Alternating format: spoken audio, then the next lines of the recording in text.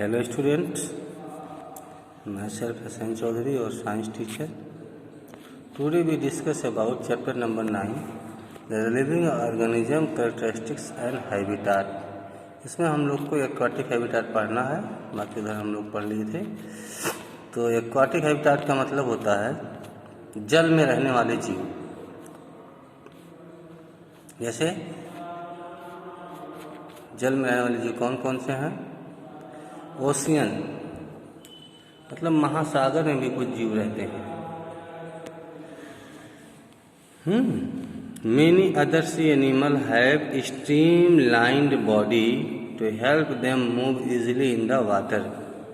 जो पानी में रहते हैं जीव, उनकी बॉडी जो है मैक्सिमम कैसी होती है? स्ट्रीम लाइंड होती है।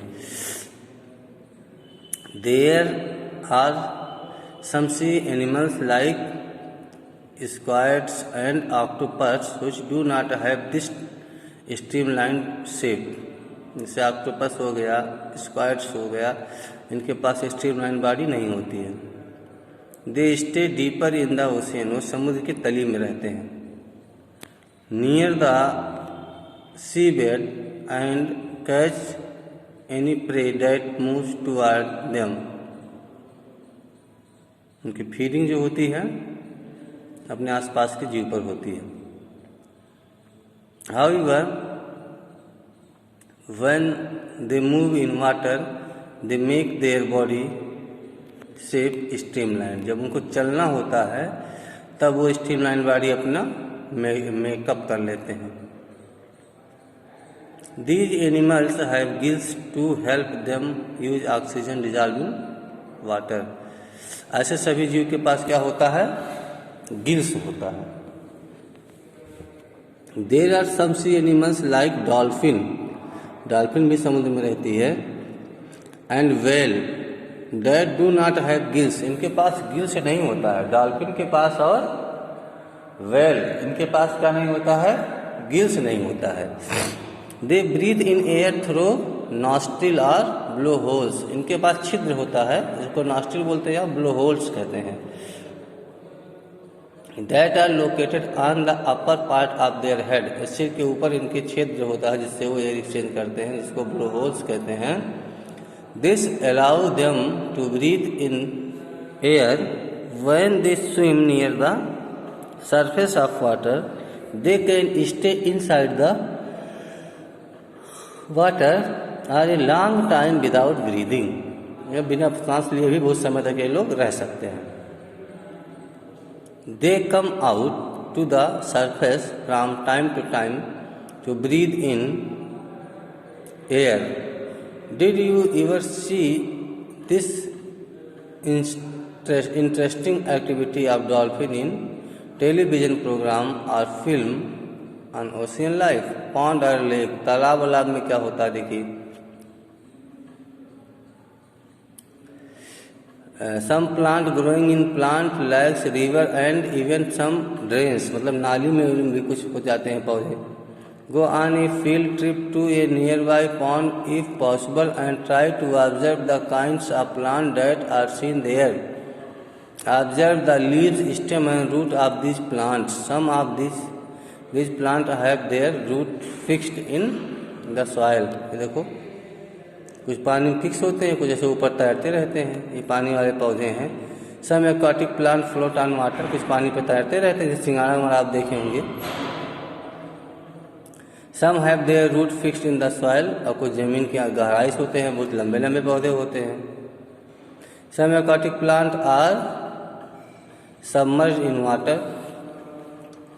The stem of this plant are long, hollow and light. उनका स्टेम कैसा होता है? खोखला होता है, लंबा होता है, हल्का होता है। The stem grow up the surface of water while the leaves and flower float on the surface of the water. फूल कहाँ पे होंगे? पत्ती कहाँ होंगे? ये सब पानी के ऊपर तैरते रहते हैं। कैरेक्टरिस्टिक्स ऑफ ऑर्गेनिज्म, ऑर्गेनिज्म की characteristics. We went a journey through different habitat and discuss many plant and animals in activity। We listed object, plant and animal found in different surrounding। Suppose we stop a while and think which example in our list are living। इस तरह से जो आप अभी तक देखे हैं उसी के बारे में यहाँ पे कह रहे हैं। Let us think of example for a forest. Trees, creepers, small and big animals, bird, snake, insect, rock, soil, water, air, dry leaves, dead animals, mushroom and moss may be only some of the objects that are present in the forest, while which of these are living। Living और non living को पहचानना है, आप पहचान लेंगे, बहुत आसान है।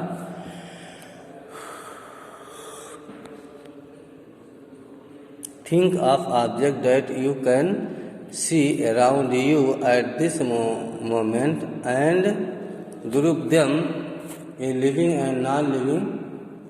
In some cases, it is easy to us to know. For example, we know that objects like chair or table are not alive। Paheli was reading this rhythm for complete nonsense written by the Edward Learner। एक कविता कोई पढ़ रही, क्या है? Set the table to the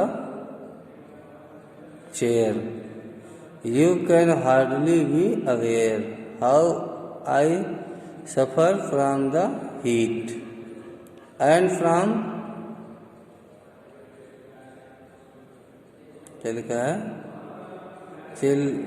children on my feet। एक कविता है जिसमें कुर्सी चेयर बात कर रहे हैं आपस में।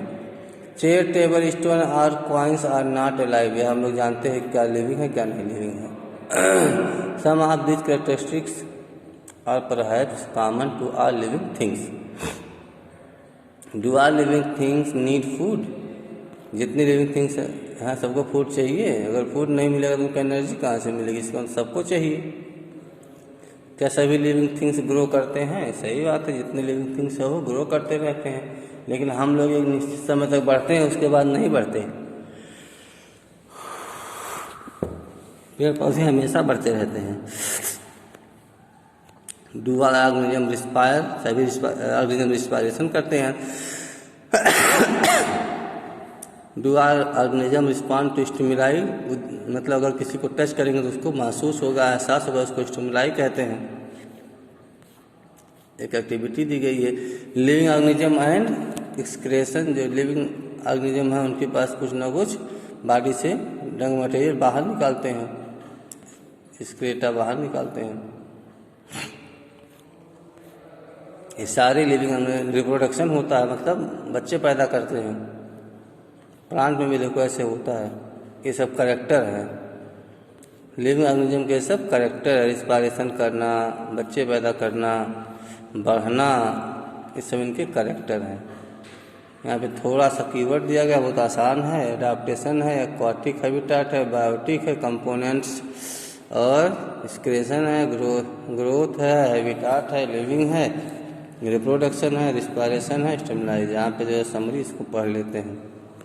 The surrounding where plant and animal live is called their habitat. Habitat का क्या मिल गया? कीवर्ड मिल गया। Several kinds of plant and animal may share the same habitat. The presence of specific feature and habit which enable a plant, an animal, or an animal to live in particular habitat is called adaptation। Definition मिल गई adaptation की। There are many types of habitat, however these may be broadly grouped as terrestrial on the land and aquatic in water। There is wide variety of organisms present in different habitat। Plant, animals and microorganisms together constitute biotic component। biotic component की definition मिल गई। Rock, soil, air, water, light and temperature are some of the abiotic component of our surrounding। abiotic component की definition ये है। living things have certain common characteristics why they need food, respiration, create, respond to their environment, reproduce, grow and show movement. ये सब किसके character हैं? Living beings के। उसका exercise बाद में भेजा जाएगा। अभी आप लोग कितना काम करेंगे, समरी लिख लेंगे, एक्सरसाइज और कीवर्ड, ठीक, इतना लिख लेंगे। बहुत बहुत धन्यवाद आप लोगों का।